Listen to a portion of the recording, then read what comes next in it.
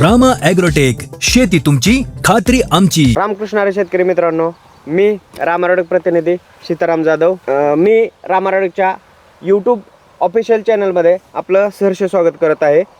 तर शेतकरी मित्रांनो, आपण आता ज्या बागामध्ये उभा आहे ह्या बागाची आपण थोडीशी पार्श्वभूमी जाणून घेऊया.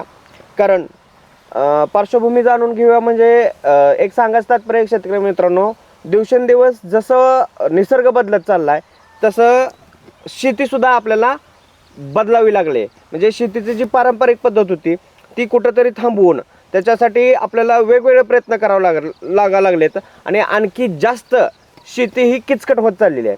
मग ह्याच्यावरती पर्याय काय आहेत किंवा ह्याच्यावरती आपण नियोजन कसं केलं पाहिजे, शेतकरी मित्रांनो सांगायचं तात्पर्य हे की जसा निसर्ग बदलतोय तसं आपल्याला बदलणं गरजेचं आहे. पण काही कारणं अशी आहेत किंवा योग्य मार्गदर्शन मिळत नाही. शेतकरी कष्ट करायला तयार आहे पण त्याला कोणाच्या तरी आधाराची गरज असते, कोणाच्या तरी योग्य मार्गदर्शनाची गरज असते आणि ती गरज आज रामारोडकच्या माध्यमातून शेतकरी मित्रांपर्यंत पोहोचत आहे, बळीराजापर्यंत पोहोचत आहे. अशाच प्रकारचं ही जी बाग आहे हे अशाच प्रकारे योग्य मार्गदर्शनावर इथपर्यंत आलेली आहे. आता आपण आपल्या शेतकरी बंधूंची ओळख करून घेऊया. त्यांना पाठीमागच्या भाराला काय अडचणी आल्या होत्या किंवा त्यांनी पाठीमागच्या भारामध्ये जे शेड्यूल वापरत होते त्या शेड्यूलमध्ये आणि आत्ता रामारोडचं जे शेड्यूल वापरायला चालू आहे त्याच्यामध्ये काय बदल आहे, कुठल्या त्यांना अडचणी आल्या होत्या, कशा त्या अडचणीवर आपण मात केली आणि ही डाळिंब बाग फुलवली हे आता आपण त्यांच्याकडं जाणून घेऊया. तर नमस्कार सर, तुम्ही तुमची ओळख पहिल्यांदा आपल्या शेतकरी मित्रांना करून द्या. मी प्रमोद मोहन डोके, मोहोळ तांबे रोड येथे आमची बाग आहे. तर आमची गेल्या वर्षी दुसरं वर्ष होतं. बरोबर. दुसऱ्या वर्षी आम्हाला अडचणी खूप आल्या. साईज बनली नाही किंवा रोगराई किंवा मालाची साईज न बनल्यामुळे कलर आला नव्हता. बरोबर. त्यामुळे आमचं टनेज गेल्या वेळेस कमी निघालं. परंतु आम्ही आमचे बंधुराज प्रदीप यांनी निर्णय घेतला की रामा ॲग्रोटेककडे तुमचे व्हिडिओ वगैरे बघितले युट्यूबला. म्हणजे एक सांगा की रामारोडक तुम्हाला कसं माहित झालं? आपल्या व्हिडिओमुळे म्हणजे तुम्ही युट्यूबला किंवा इंस्टा फेसबुकला तुम्ही व्हिडिओ बघितल्यामुळे आम्हाला माहित झालं की रामा ॲग्रोटेकचं नियोजन चांगलं आहे. मागच्या वर्षी तुम्ही कधी बाग धरली होती? मागच्या वेळेस आम्ही डिसेंबरला धरली होती. म्हणजे डिसेंबरला धरल्यानंतर तुमची हार्वेस्टिंग कधी झाली? हार्वेस्टिंगला उशीर लागला. जुलैपर्यंत हार्वेस्टिंग हार्वेस्टिंग केली आणि एकदम माल निघाला नाही किंवा साईज बनलीच नाही. बरोबर. म्हणजे टप्प्याटप्प्यानं. आणि आता शेतकरी मित्रांनो, आता आपल्या सरांनी आपल्याला सांगितलं की डिसेंबर बहार त्यांनी गेल्या वर्षी पकडला होता. म्हणजे बघा सगळ्यात सेफ म्हणजे जी काय म्हणतो ना आपण वातावरणाच्या ह्याच्या दृष्टीने बघायला गेलं तर सगळ्यात सेफ बहार जर म्हणला तर खरं डिसेंबर आणि जानेवारीचा बहार असतो. म्हणजे शेतकऱ्याला जास्त अडचणी येत नाहीत. आपल्या फवारणीचं शेड्यूल असेल किंवा फक्त पाण्याचं नियोजन व्यवस्थित करावं लागतं त्या बहारामध्ये, सेटिंगसाठी जास्त त्रास होत नाही. तर आता जी ही बाग आपण पकडली ही कुठल्या बहारामध्ये पकडली आपण? आता आपण सप्टेंबरमध्ये पकडली. सप्टेंबरमध्ये थंडीच्या काळात. म्हणजे थोडक्यात की जो ऑगस्ट बहार म्हणतात, ऑगस्ट बहारामध्ये आपण ही बाग पकडलेली आहे. मागच्या बहाराला तुम्ही रामायणाचे काय प्रोडक्ट यूज केलं का? नाही, आम्हाला शेवट माहिती कळलं फक्त निमकरंज आपण वापरलं होतं. ते निमकरंजचा तुम्हाला त्या टायमाला रिझल्ट कसं वाटलं? निमकरंज तेल आलंच नाही बागावर तेल आणि बघायला तेल. म्हणजे तुम्ही फक्त एक प्रोडक्ट वापरलं मग त्यानंतर रामायणाकडे वळाला. विश्वास बसला आमचा की तेलाला अडवू शकते. म्हणजे हे सगळ्यात चांगलं. म्हणजे शेतकरी मित्रांनो, आम्ही जे म्हणतो ना प्रत्येक व्हिडिओमध्ये, तुम्ही फक्त बाकी शेड्यूल वापरण्यापेक्षा कुठलेही रामायणाचं एक प्रोडक्ट वापरा, रिझल्ट बघा, त्यानंतर निर्णय घ्या. म्हणजे तुमची बाग रामायणाकडे द्यायची का ना द्यायची. आता ह्यांनी कसं मागच्या वर्षी फक्त निमकरंजचा रिझल्ट बघितला. निमकरंज ह्यांचं म्हणणं आहे की निमकरंज वापरले, माझ्या बागाला तेलकट कसलं झटकलं नाही. त्यानंतर ह्यांनी डिसिजन घेतला की जे पुढचा भार आहे तो पूर्ण रामायणाच्या शेड्यूलवर करायचा. आपण रामायणाचं शेड्यूल सप्टेंबरमध्ये चालू केलं. सप्टेंबरमधनं चालू केल्यापासून आपल्याला बागाला काय म्हणजे निसर्गाने काय अडचणी आल्या. आता समजा आपण जसं ह्यांनी सांगितलं सुरुवातीला की डाळिंब हे म्हणजे शेती पारंपरिक पद्धतीने जर किंवा पहिलं जे आपण विचार केला तर शेतीला पहिल्या अडचणी काय नव्हत्या. पण आता निसर्ग जसं बदलत चालला तसं शेती क्रिटिकल होत चाललेली आहे. तसंच निसर्गानं आपल्याला सप्टेंबरपासून भार झाल्यापासून आपल्याला काय अडचणी आल्या. म्हणजे या वर्षी पाऊस काळ असल्यामुळं सुरुवातीला भार धरला की थंडी खूप होती. थंडीत सेटिंग तर होत नव्हतं आणि सुरुवातीला थंडी सेटिंगला थोडी अडचण आली. नर जास्त निघालो होतो परंतु तुमच्या ह्या शेड्यूलमुळं तो पूर्ण कव्हर होऊन मादी भरपूर प्रमाणात लागली. आपल्याला जेवढा झाडावर माल पाहिजे होता तेवढा आपण म्हणजे आपल्याला ह्या बागाला सप्टेंबरमध्ये नरकळी 100% नरकळी आपल्या बागाला पूर्ण होत. किती वेळा नर निघाला होता बागाला? बागला पहिल्यांदा जास्त निघाला पहिला टाइम थोडा कमी. पहिला 100% निघला, पुन्हा नंतर 50% झाला आणि सगळं पुन्हा नंतर तिसऱ्या भारात आपली बाग पूर्ण झाली. तुम्हाला असं वाटलं होतं का बुवा, ज्यावेळेस पहिल्यांदा नर निघाला होता, ज्यावेळेस आपली बाग पूर्ण फुलानं लाल भडक झाली, झालती बाग. त्यावेळेस तुम्हाला तुमच्या मनामध्ये एक शंका होती की बाबा आता आपल्याला मादी कळी निघल का आणि बाग सेटिंग होईल का, ही शंका बाहेर होती फेल जायला असं किंवा पुढे जायला असं वाटलं असं नाही वाटलं होतं. शेतकऱ्याची तसं जो काय झालं का? नाही झालं तसं तसं काय? आपलं टाइम मध्ये झालं सगळं. बरोबर, टायमिंग मध्ये झालं. म्हणजे शेतकरी मित्रांनो सांगत तात्पर्य हेच आहे, जरी नर निघला तरी सुद्धा आपली बाग योग्य शेड्यूल आणि योग्य मार्गदर्शन असेल तर टायमिंग मध्ये सेटिंग होऊन आपली बाहेर पडते. हा, म्हणजे हे रामराटकनं ही तर सिद्ध करून दाखवलं. असं ह्या म्हणलं तर- हा, या भागात तर ह्या काय तो सुद्धा वावगं ठरणार नाही. बरोबर. म्हणजे सांगत तात्पर्य हीच आहे की जरी नर निघला तरी घाबरून जायची गरज नाही. म्हणजे आपले नर निघला तर मादी निघू शकतो. आता आम्ही म्हणतो पहिल्यांदा आम्ही घाबरलो होतो. घाबरलो होतो. म्हणजे तुम्हाला ते दुधामध्ये म्हणजे पहिल्यांदा कसं होतंय, ज्या टायमाला बागाला बाग धरल्यानंतर ज्या मला चौकी होऊन जेव्हा बाग लाल भडक व्हायला दिसायला चालू होते, तेव्हा माणसाला थोडं समाधान वाटतं की बागाला कळी निघली. पण त्या अवस्थेत ज्या टायमाला पुन्हा महिनाभर जाते त्यानंतर सगळे बाहेर कळी पडते, त्या टायमाला नर निघलं कळते, मग माणसाची दुरावस्था होते, माणूस खचतंय तिथं, शेतकरी खचतंय. त्या तिथं खचला तरच बाग, शेतकरी खचला तर बाग पीक साथ देत नाही, म्हणजे बाग फेल जाते. तिथं जर न खचता जर तुम्ही जर सातत्याने जर डाळिंबीला चांगलं शेड्यूल वापरलं किंवा योग्य नियोजन केलं तर बाग ही सक्सेस होऊ शकते. त्याचं उदाहरण आपलं हे. त्याच्यानंतर आणखी अशी एक गोष्ट आहे की आता तुम्ही मगाशी सांगितल्याप्रमाणे की गेल्या वर्षी तुम्हाला साईज होत नव्हती, आता काय वाटतं? म्हणजे आता आणि विशेष म्हणजे आपण ज्यावेळेस सप्टेंबरला इतरल मारलं होतं त्यावेळेसपासून आतापर्यंत दर महिन्याला वातावरण बिघडत त्या बिघडलेल्या वातावरणाचा आपल्या भागामध्ये काही इफेक्ट जाणवतो? बिघडलेल्या वातावरणाचं म्हणायचं गेलं तर स्पष्ट गेलं तर आता सध्याच्या कंडिशनला बघितलं तर 7 ला 8 ला आपल्याला बागत जरी उभारलं तर घाम निघतं. म्हणजे हे पूर्ण आता जे वातावरण आहे ते पूर्ण 100% तेलाचं वातावरण आहे. कारण तेलकट आता सध्या प्रत्येकाच्या बागांमध्ये पूर्ण तेलकट आलेलं, बऱ्यापैकी तेलकट आलेलं आहे. आता भरपूर तेलकटचं प्रमाण वाढलेलं आहे.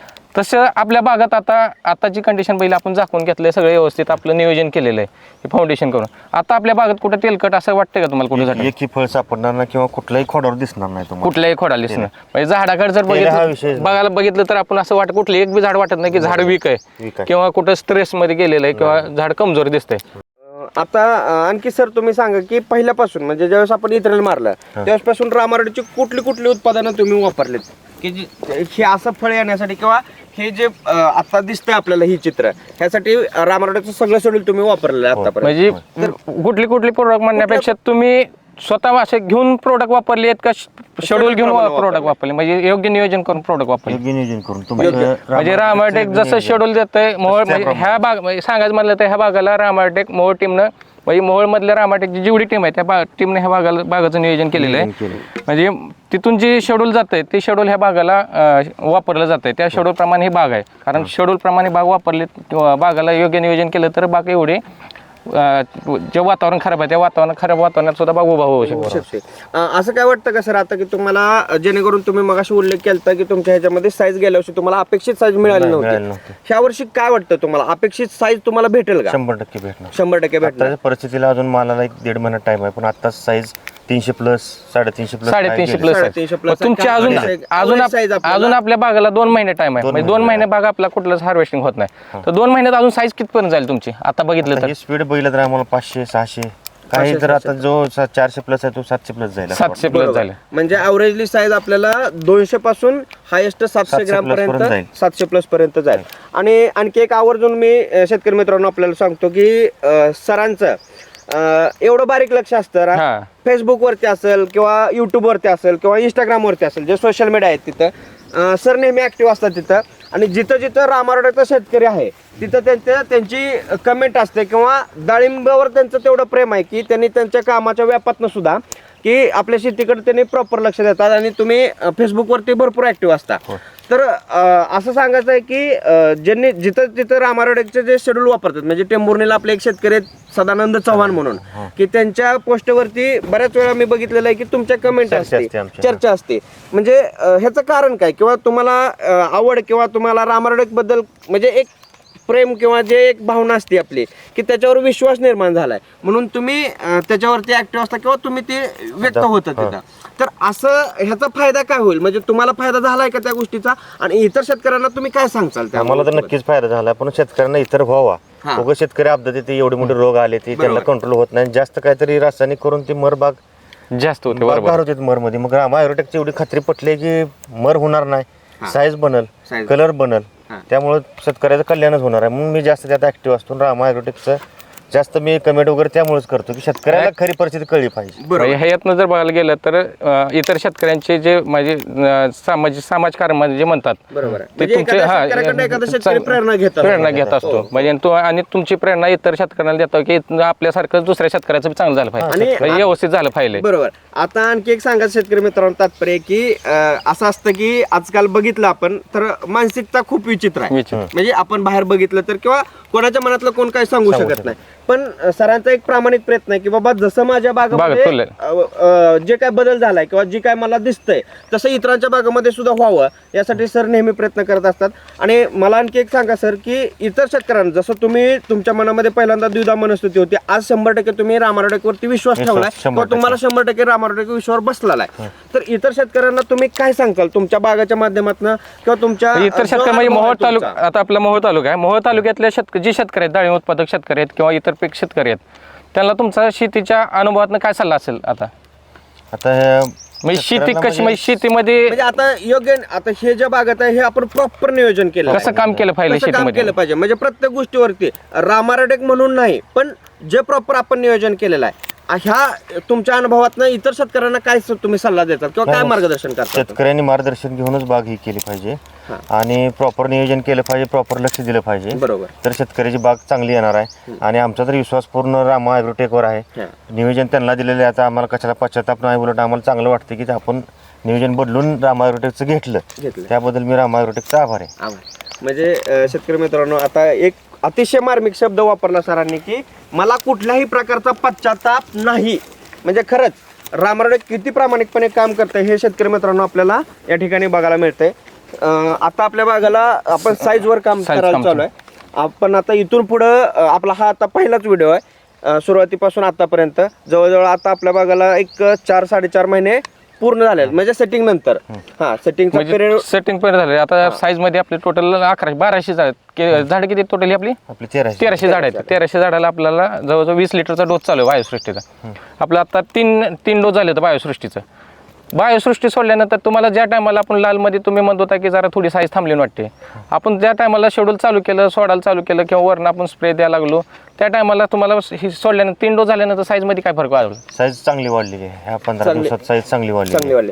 तुम्ही 1-2 ठिकाणी चिकट टेप लावले त्याच्यावरून आम्हाला कळतं की साईज वाढली. साईज वाढलेली आहे. म्हणजे तुम्ही फक्त म्हणजे जे इथं तुमच्या बागेमध्ये ह्याच्यावरती तुमचं बारीक लक्ष आहे किंवा तुम्ही प्रत्येक गोष्टीवरती काम करता म्हणजे जेणेकरून आपल्याला तुम्हाला एक स्वतःला अनुभव येईल आणि स्वतःला एक विश्वास तयार होईल की बाबा नाही आपली साईज ही व्हायला लागलेली आहे. म्हणजे जेणेकरून तुम्हाला अपेक्षित उत्पन्न रामारोटेकच्या माध्यमातून आपल्या ह्या बागेमध्ये ह्या वर्षी 100% मिळेल ह्याची खात्री तुम्हाला आत्मविश्वास आहे. खात्री अवकाळी झालेला आहे त्यात ही बागेला काय रिस्क वाटली नाही. बाग अशी आहे त्यामुळे आता ह्याच्या पुढे काय जरी झालं, पाऊस आला तरी आम्हाला वाटत नाही की काय रिस्क आहे. बरोबर. म्हणजे आता आपण शेवटच्या टप्प्यामध्ये म्हणजे आपण ह्याला शेतकरी मित्रांनो सुरुवातीपासून आपण ह्याला रामायटेकचं शेड्यूल वापरले. आपण रामायटेकचं सुरुवातीपासून ह्याला मुळीवर जास्त काम केलेलं आहे. मुळीसाठी आपण रामायटेकचं वॅमॅक्स, बायोक्रांती, आपलं रामायटेकचं पे बॅक्टेरिया, के बॅक्टेरिया आणि एन बॅक्टेरिया हे स्लरीमध्ये आपण कंपल्सरी 15 दिवसाला देतोय.